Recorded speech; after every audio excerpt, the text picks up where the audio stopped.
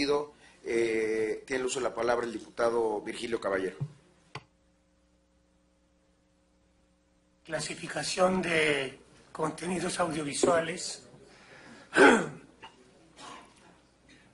anteponen los intereses comerciales de las televisoras por encima de los derechos de las audiencias a una programación de calidad, ignorando las recomendaciones de organismos internacionales respecto a salvaguardar el interés superior de la niñez a la hora de establecer criterios de clasificación de contenidos y permitiendo que los concesionarios extiendan en su barra programática la producción y transmisión de programas con un contenido para mayores de 12, clasificación B, y 15 años de edad, clasificación B15, desde las 16 horas para el primer caso y a partir de las 19 horas para el segundo.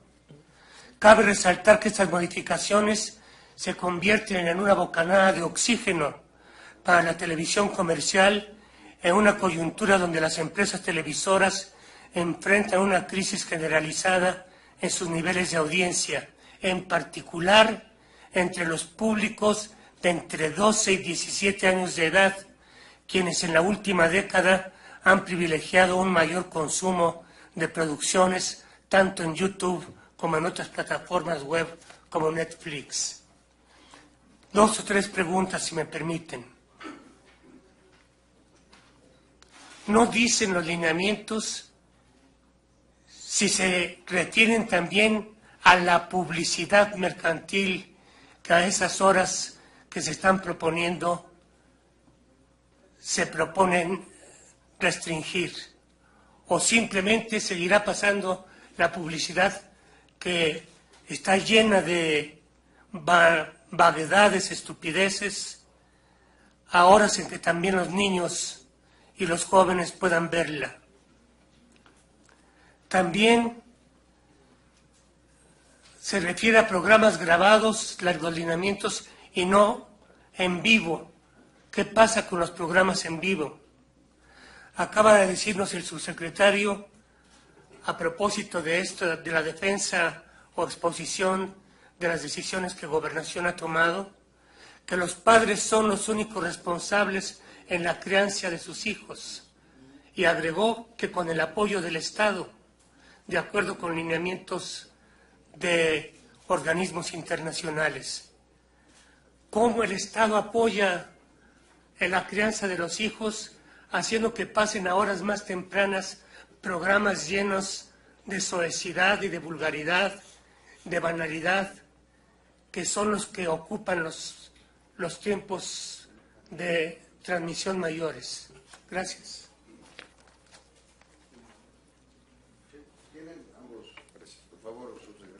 Gracias, senador. Si quieren, empiezo por la segunda parte de su pregunta. Precisamente lo que comentaba de las advertencias. Ahora todos los programas van a tener una advertencia que antes no se tenía. Una cosa es la clasificación de ese programa, y en vivo tendrá que aparecer una advertencia donde diga: este programa contiene lenguaje tal, no es apto para menores de esta edad. Esa advertencia es la que se le va a otorgar al padre o al tutor que esté en ese momento en la casa con el niño, para que decida si el niño puede o no debe de ver ese programa. En el caso de los programas grabados, vendrá establecido. Antes lo que no se podía hacer era meter una advertencia en un programa en vivo, precisamente por ser un programa en vivo, por eso se clasificaban todo lo que era grabado. Ahora, aparte de la clasificación, vendrá la advertencia que permitirá al adulto, como lo dicen las convenciones internacionales, poner a su consideración si el menor podrá o no ver ese programa. Y me voy un poco a lo que comentaba usted al principio de las diferentes plataformas.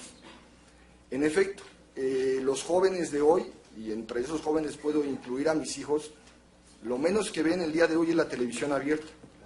Hay muchas otras plataformas como Netflix, como Apple TV, como la misma computadora, pero también los celulares, donde con un clic el menor puede accesar a lo que quiera. Y en esas plataformas, al día de hoy, no tenemos ninguna herramienta que pueda prohibirlo, o que pueda limitarlo, o que pueda advertirlo. Voy un poco más allá. Los videojuegos. Los videojuegos que hoy en día se consumen en muchas partes, pero sobre todo en nuestro país, la clasificación que tienen es la clasificación que viene del país de origen. No hemos avanzado en esos términos y por lo tanto no hay una advertencia. Y yo quiero decirle que muchos de los menores pasan más tiempo a veces en las consolas de juego, viendo unos temas más complejos y aprendiendo unas realidades más distintas que lo que oferta, en este caso, la televisión abierta.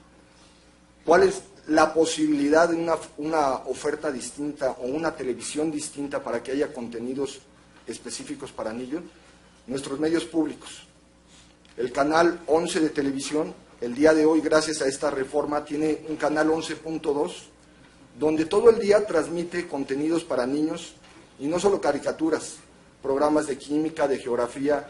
Yo creo que el fortalecimiento de nuestros medios públicos en la programación para que haya una opción distinta, no solo a la televisión comercial, puede ser la que puede ayudar a los padres y a los menores a tener diferentes opciones a la hora de decidir qué contenidos quiere ver.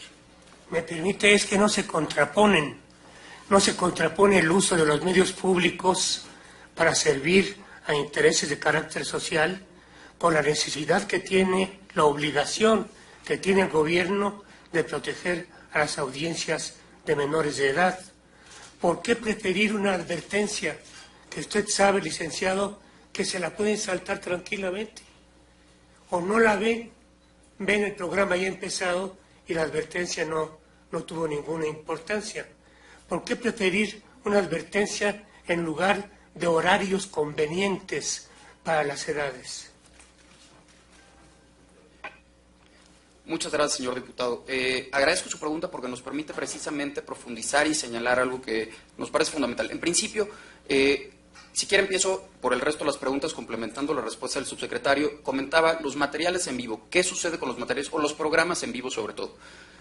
Como comentábamos en un principio, los lineamientos de clasificación son un apartado, son un elemento dentro de todo el armado de los derechos de las audiencias.